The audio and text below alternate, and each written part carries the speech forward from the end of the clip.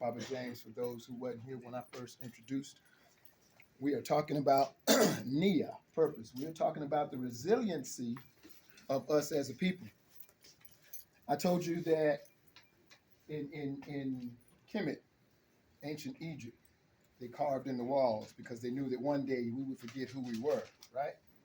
What they also did, there are certain things that were incorporated into our culture from day one. I also teach African martial arts, right? I do drumming and I know trades that a teacher is supposed to teach to people who are supposed to learn. Make sense? And so someone said, you're a jack of all trades. I'm like, I'm a teacher, so I kind of have to be because I never know which of these gifts, which of these talents is going to reach that student. So I got all these things, right? Talking about purpose, as I was gathering these things, I did not know that that's what I was supposed to do.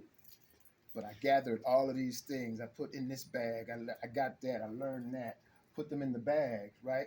Because our purpose has always been talking to us from day one. We just not always conscious of it, right? When I talk about the resiliency of our ancestors, they don't come right out and say, okay, this is how you do this, right? Nah. What you first learn from the time you can walk is you learn the dance. And the dance is in everything. The dance is, you'll learn the dance as a dancer, you'll learn the dance as a drummer, you'll learn the dance as a singer. The dance is in everything, right? And then when you reach a certain age, they start to show you how that dance was the moves that you've been doing. So when it's time to go fight, you don't have to now learn how to fight. You just now have to learn how to apply the dance you've been doing your entire life, right? Mm-hmm. Many things were maintained that way, right? There were people pouring libations. We poured the libation at the beginning, but there were people that was pouring libations who had never been to the land, born on this side, right? How do we do it in the hood? Pour out a little something for the homies that ain't here. Did somebody teach us that? No, that's something we automatically started. The resiliency, it was already pushing that purpose through us. That was already being maintained. I told you before that hip hop ain't new. We've always had griots. We've always had people who spoke that word, right? Those things were already incorporated in us. So our purpose the same way. It's always been calling to you. The problem with most people who think they don't know what their purpose is because we tend to wait for the grand moments to shine, right? Instead of shining all the one, you shine always. You don't have to wait for a grand moment to shine. But two, you do every purpose is specific and particular to the whole goal. Make sense? Anybody don't follow me, go ahead and yell out, talk to me, raise a hand, whatever. Right? What I mean by that is how many people wear pants? I should say every hand. I didn't say nobody don't know when everybody wear pants, right? The pants' purpose is to cover, yeah, cover our behind, right? What's the button's purpose? And is he any less important than the pants that cover our bottoms? The button don't trip about whether it gets all the attention or not. The zipper don't trip for whether it gets all this. And the pants themselves may get all the attention. Ooh, they fly. Look at that pattern. Look at that. But they would be nothing without the button and the zipper. Mm-hmm. Right? They would not hold up anything. They would not keep you from being exposed without all of the parts. And sometimes the button and the zipper can't do it all. What do we have to have next? Belt. We got to have a belt. The belt needs loops. Do the loops trip about? Well, they wouldn't hold up if they wouldn't have me. But do they trip? No. We get that way about our purpose. We want the grand moments, right? But your purpose may not be your purpose may not be the grandest in the moment, but it's specific. borrow you for a second, brother. So I told you I do drums too, right? In a drum ensemble. What's the difference between just drumming and a drum ensemble? You just play something. Yeah. What's the difference between drum and a drum ensemble? More than one. Ensemble means it's a whole accompaniment. So you may have a djembe player, you may have some doom players, you may have somebody playing the bell, you may have somebody playing the tambour, right? All of them are specific. How many of us, when we were in elementary school, the only instrument left was the little triangle? And you had to play the triangle. I don't want to play no stinking triangle. But what's the triangle's purpose in the ensemble? Keep the time. Right. It keeps the time.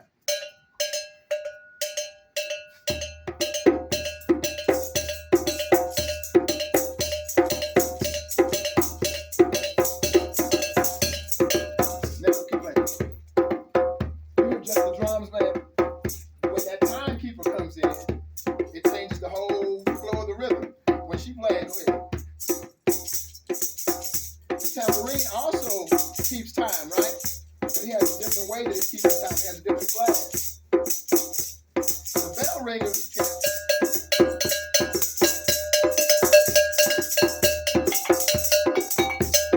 Right? The only thing, though, he's doing is keeping time. Now, he may put some flair with it. But literally, I'm doing.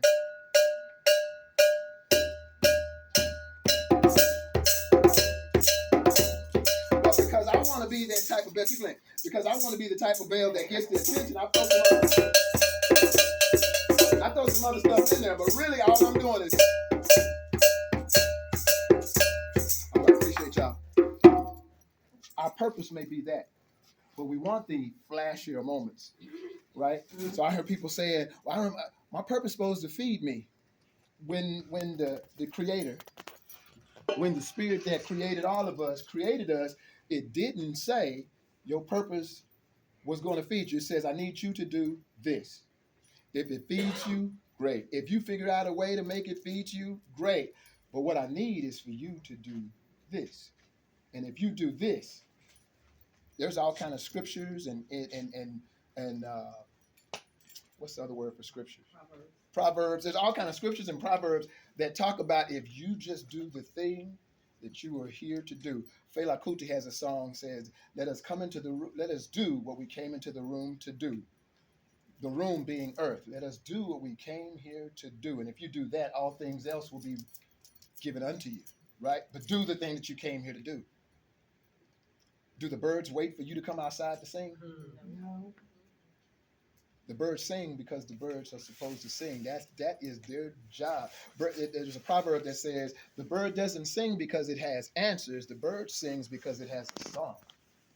And the song wasn't sung for us. There's the old adage, if a tree falls in the forest and nobody's there, does it make a sound? Well, it didn't do it for us. Right? It wasn't about us. Same thing with your purpose. Follow that purpose. You will know your purpose. Your purpose may be to serve, right?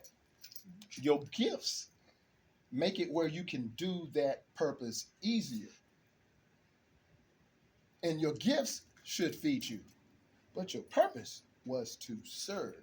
And if you make sure that you serve, you're doing your purpose.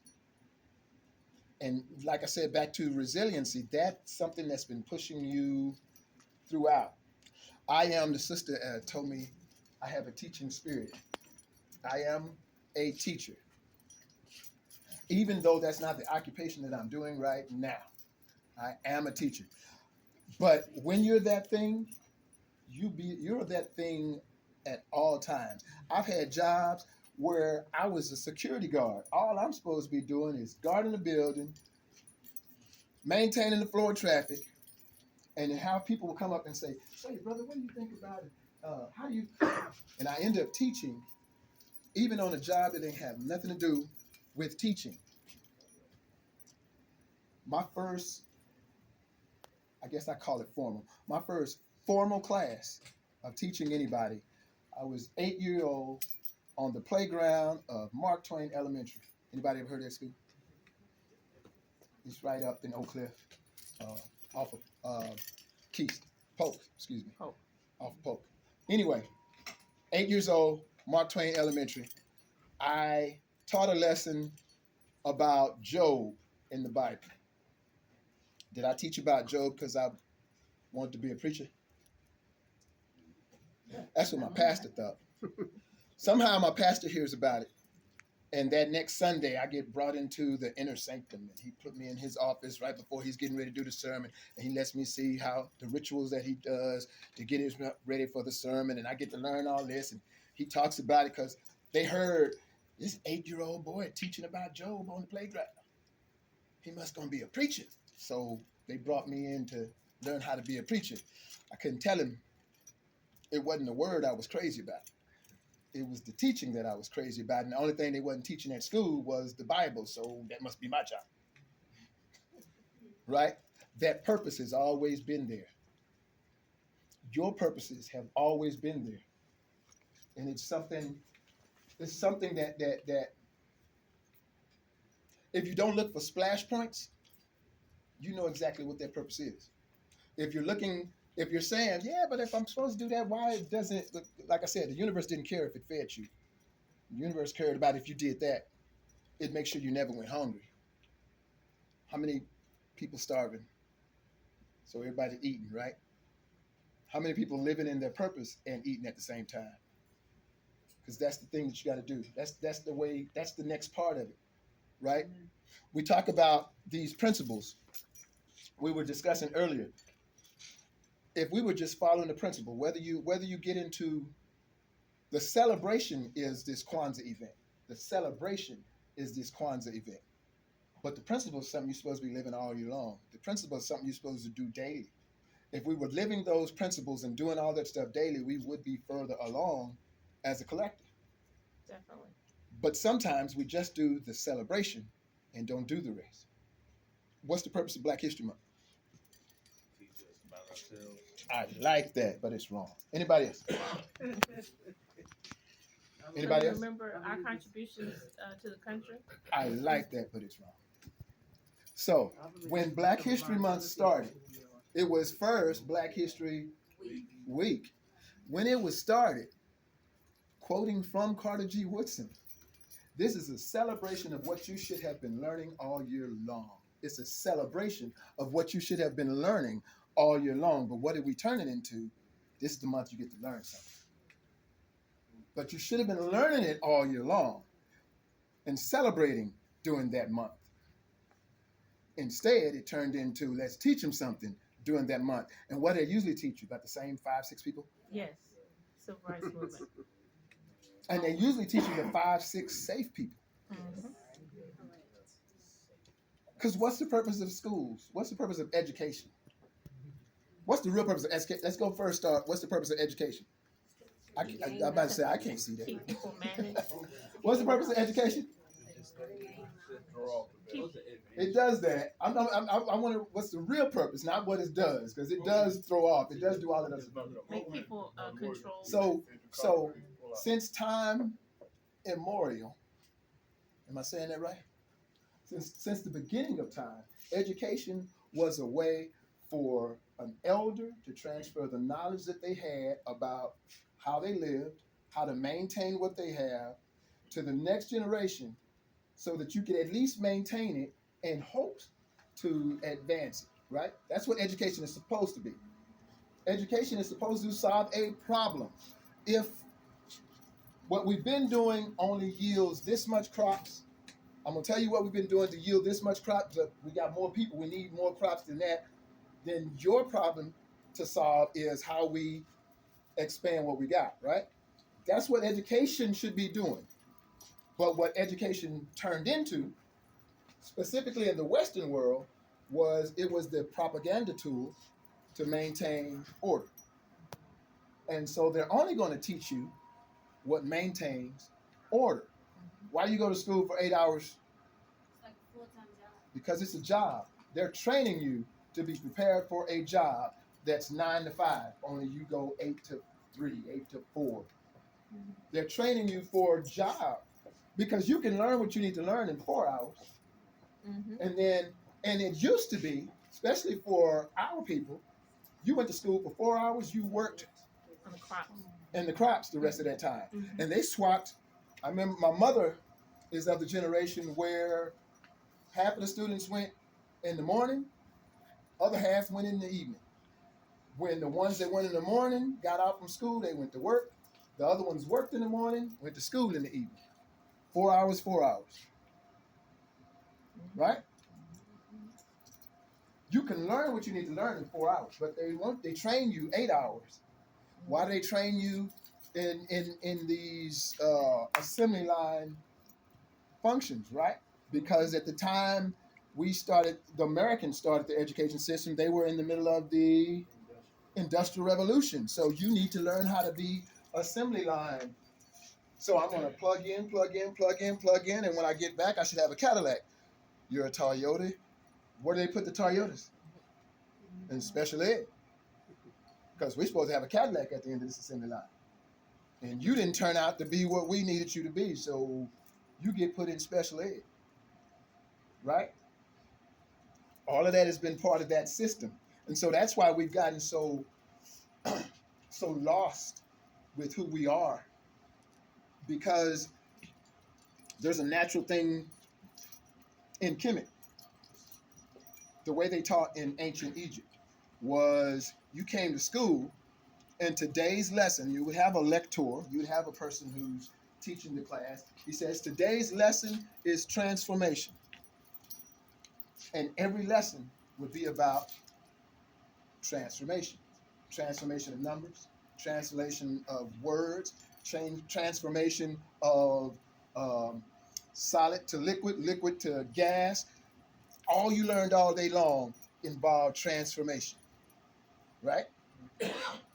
Not only that, you got on blue, so I'm gonna make you learn through water.